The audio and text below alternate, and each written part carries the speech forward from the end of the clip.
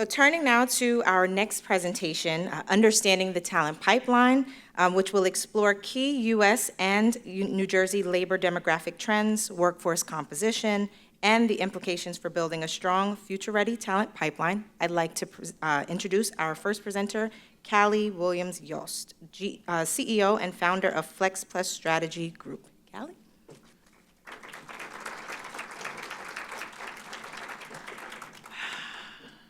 Good morning, everyone.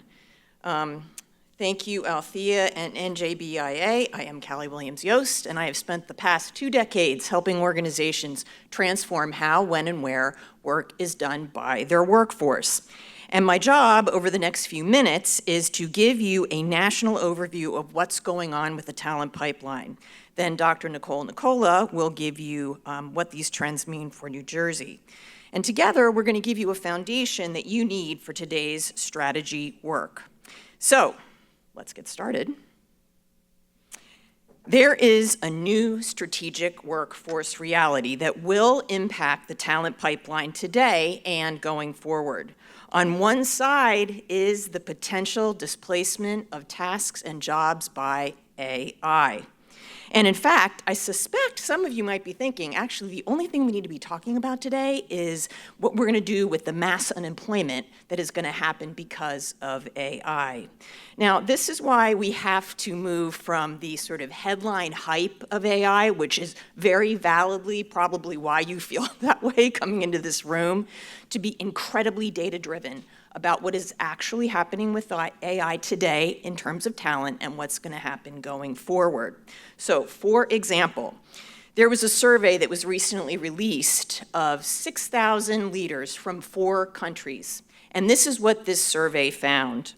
First, AI delivered cumulative productivity gains of just 0.29% over the past 3 years, and over 90% of firms reported zero impact on employment from AI during that period.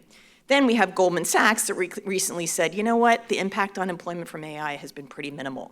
So what this is showing us is we are really, the data is telling us we are not moving toward this mass unemployment scenario with AI. But here's where it gets kind of interesting. So Morgan Stanley just reported that in the last 12 months, there was a 2% net gain of jobs due to AI, okay? A 2% net gain in the United States.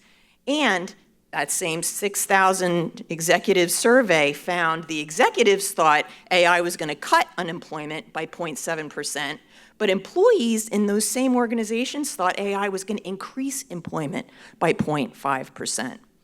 And finally, Goldman Sachs said, yes, for occupations where AI is substituting for the job, there is going to be job loss. But where AI is going to augment human labor, employment levels are going to rise. Again, this is very different than that mass unemployment scenario that we keep hearing about in the headlines. So why is there this assumption of mass job losses due to AI substitution and not the potential employment gains from AI augmentation, even though that's what the evidence to date is suggesting? Again, I'm being totally data-driven here, okay? Now, here's why I think this is happening, is we continue to misinterpret data that goes viral, okay? So this graphic is an example. It is a graphic from a study that was released by Anthropic, which is the owner of Claude, in March of 2026. And you see that big blue area? Well, that big blue area is the theoretical AI displacement, okay, in these jobs. And look in the upper right-hand corner. That's it's almost 100%. But what's missing is in the appendix, that blue area includes AI augmentation. It is not complete displacement, as it was widely interpreted. And then you get to the red area. Okay, that red area is actually what is happening today. That's a pretty big jump from where we are to where we are theoretically going to go, and theoretically, that theoretical area includes augmentation, so it includes people. And they just conveniently don't happen to tell you what percentage in the blue is augmentation, okay? But again, this is where we have to be really careful about how we're interpreting what is being put out there and how we are consuming it. So how long is this going to take? Okay, this impact on employment, depending what amount is going to be substituted and what is going to be augmented. Morgan Stanley estimates it's going to really take about 10 years, okay? So that does not mean that we should be complacent. Absolutely not. But it means we have time to do this right. It means we have time to really understand what are the jobs that really are going to be done by AI alone and done well, because guess what? The jury is out on that, okay? And it gives us time to understand what that augmentation is going to look like and how we have to prepare the people who have the jobs that are going to be augmented. What is the domain expertise they need, and then how do they apply AI to that? But let's say that augmentation does increase the available jobs, then we have to know how are we going to prepare the people that are going to need to take those augmented jobs. And then we also need to know what jobs are just going to be pretty much human, because there's a lot of white in that graphic, okay? So why this matters is pretty soon there are going to be far fewer workers. This is the second part of this new strategic workforce reality. We are moving into a historic structural labor demographic contraction. What does that look like? Well, by 2032, there will be between 5 to 6 million fewer workers, okay? And it's going to get most acute next year. Next year is when 11,000 baby boomers will retire every day, bringing their domain expertise, bringing their skills, bringing their institutional knowledge with them. Just as a comparison, a decade ago, it was 10,000 baby boomers retiring every day. And again, this is structural. This is not changing. It's not like it's cyclical where, oh, it'll all come back again. We're never going back to the talent excess that we had from the 1980s through the 2010s. And it is going to hit the industries we hear about, which are construction, manufacturing, and healthcare, but it is also affecting management. We are going to be short 500,000 managers. 500,000 managers we're going to be short. We're cutting managers right now. Why? Okay, it's going to affect accountants, attorneys, and engineers. So the message that, oh, just get a job where you use your hands, it really is not the right message. Okay? So how is this going to play out in the labor force participation rate? The labor force participation rate is going to go from 62.5% in 2024 to 60.4% in 2032. Now, who is in this group that is not going to be in the workforce? Because this gives us clues about how we can get them into the workforce rather than having them leave.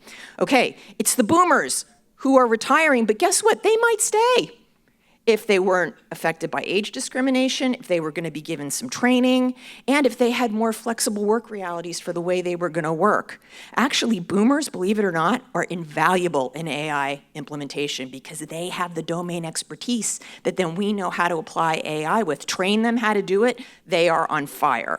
Then there's also the fewer younger workers that we are going to have access to. What if there was a way, I love what you were saying, Sandra, connect them to the workforce earlier and also help get rid of some of these early AI displacement issues that are happening for their entry-level jobs. Get them those internships. They're the discouraged workers, the people who just didn't finish their degrees or don't have the skills. How can we give them those skills? Prepare them for those AI augmentation jobs and get them back into the workforce. Okay, then there are our caregivers. Okay, elder care is going to explode, and it's going to be affecting men, and it's going to be affecting women. We have to give supports to adult children who are going to have to take care of their aging parents. That includes flexibility and direct supports, but also parents with kids. And how are they supposed to pay thousands and thousands of childcare expenses, which often force them out of the workforce? Then there are those with health-related issues, people with disabilities, people with long-term health issues, people in addiction recovery. How can we give them the support that can help them engage in the workforce as well? And those who are formerly incarcerated, how do we remove the barriers that keep them from also participating? So again, these are just a few of the groups that are going to be in that reduction of the labor force participation, and how do we get them re-engaged, because we are going to need them. So what does this mean for all of you as you develop your strategies today? Well, first and foremost, we have to be really thoughtful about turning that AI and talent dial. It's not AI or talent, it is both. And what does it look like? And we can't just lead with the assumption of mass displacement, because that is not what the data is saying, okay? And so how do we think about that augmentation? What is the domain expertise that people need, in addition to understanding how to apply AI to that domain expertise? We also have to think about how to build our employee value proposition as a state, but also as employers, because we are going to have to attract and retain those skilled workers in creative, intentional ways. Then that employee value proposition, absolutely, compensation matters, but also development matters even more. And let me tell you, flexibility in the way people can work is table stakes in terms of attracting and retaining the best talent. And you gotta figure out ways to increase that labor force participation rate, because after 2032, our goal has to be it doesn't get any worse. Okay, that we have to stabilize it somehow. So that means, again, accessing all those different labor groups that are currently not going to be engaged. Get that affordability issue addressed around housing, around care, around training, and around commuting. And again, rethink your work models, make them more flexible, be creative so that you can support caregivers, older workers, workers with disabilities, people who will have longer commutes because they just can't afford to live closer to their jobs. And also, let's think about the workforce we can get access to outside of New Jersey if we have more flexible work models as well. So that's the national overview. I'm going to now pass it to Dr. Nicole Nicola, who's going to give you the New Jersey-based insights. Thank you.